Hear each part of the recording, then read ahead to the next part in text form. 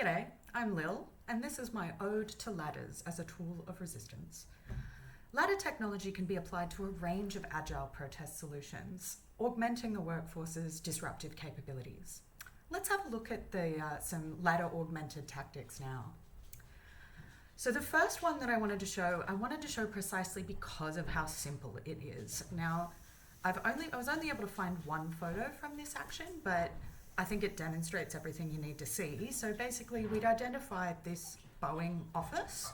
Boeing sells weapons into a variety of conflict zones to people that they know full well are definitely going to use them to abuse people's human rights. So we thought they deserved to be protested.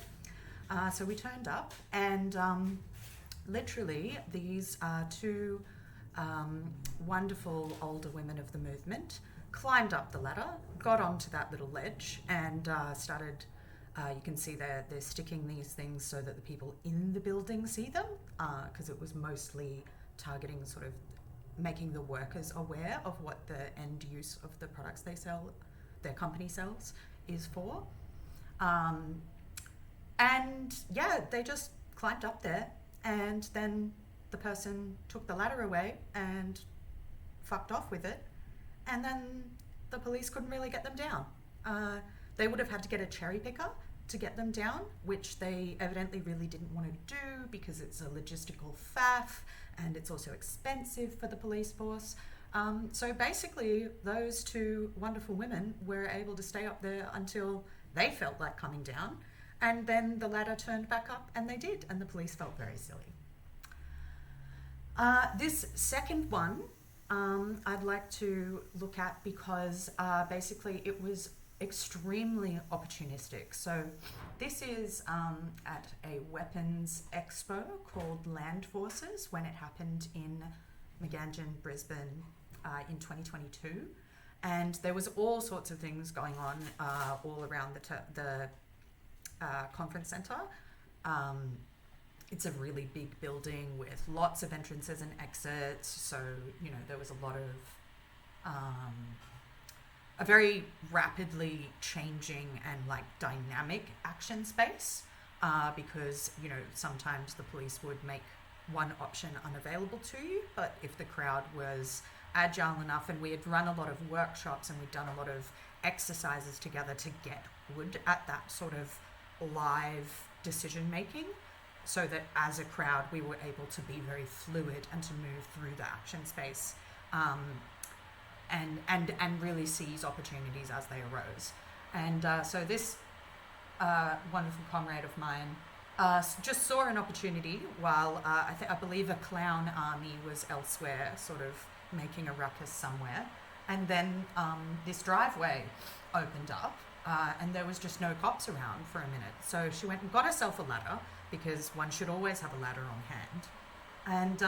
And then she just climbed up it, and it was tall enough that they couldn't really like safely pull her down without, you know, standing on something else or driving something else up to the ladder to serve as like a platform. And yeah, they just left this fella in charge of her while they all went and dealt with the clown army for like quite some time. She was up there for a while. I think at the first she just had this little banner, and then somebody, you know, was able to walk up and give her this bigger banner to use. But yeah, it was honestly astonishing how baffled by a ladder they really were. Like it took them ages to figure out what sort of protocols to like implement around like getting her down.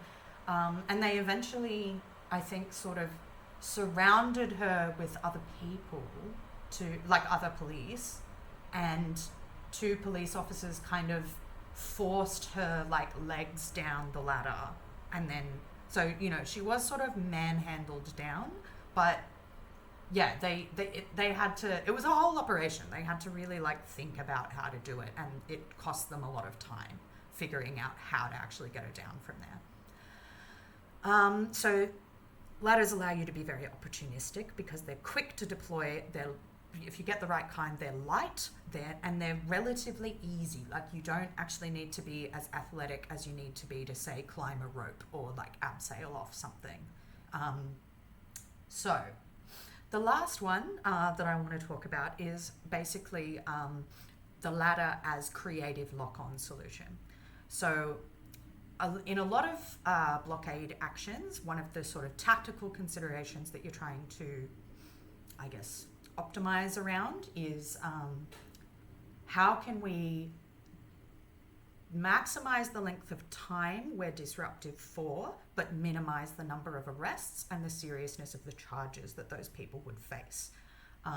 That's not how everybody thinks about action design, and that's fine. Like, it's great that the movement has a variety of approaches, but that is one approach. So you could block something with a huge number of people, but you know, those people are obviously very easy to remove, whereas a lock-on, and you will get a large number of arrests, whereas lock-ons can, depending on how they're deployed, allow you to have a much longer block of the facility with a very small number of arrests. So this action was about how are we going to block this driveway with the minimum number of arrests, and we worked out it would take 3.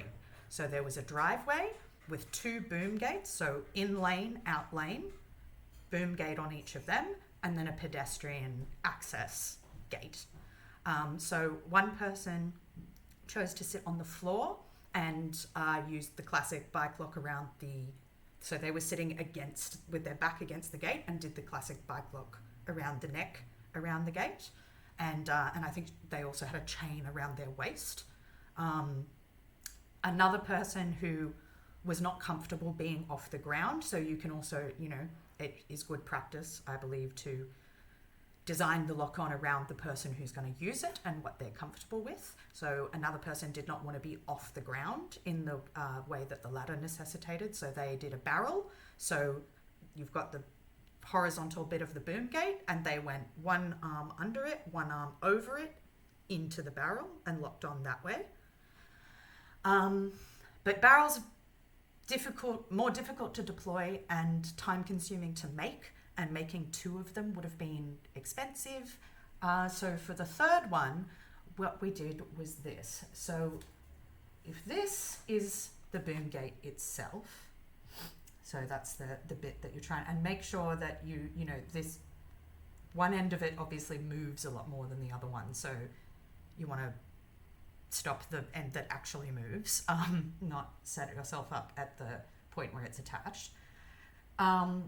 So we put the ladder over the boom gate like this, and then I was sitting basically, so I sat on a rung, but in order to make it more comfortable so I'd be able to stay there longer, we built a little platform into it. So this was just literally like a piece of wood bolted onto the ladder with like yoga mat glued to it. And then I sat on it like that, so my legs are like through the rung of the ladder and I'm sitting on like that. And then my arms were, because I didn't want to be able to just be pulled off the ladder, so my arms were in an elbow lock that went around the ladder, and I'm wearing a helmet because safety. Now, here's what we didn't do that we should have done. So the way they got me down from this was the ladder wasn't very tall, so a couple of tall police officers were able to just sort of support the weight of my back, and then they tilted the ladder off the boom gate. So they just, you know, it's like this, and they just sort of tilted me off it and then sort of dragged it so it wasn't on the boom gate anymore. And then they were able to just pick up all 4 legs of the ladder and move me as one thing. Now, if we had put a bike lock around one leg of the ladder and the boom gate itself, they wouldn't have been able to do that, and we would have gotten several more hours, I reckon, out of that lock-on.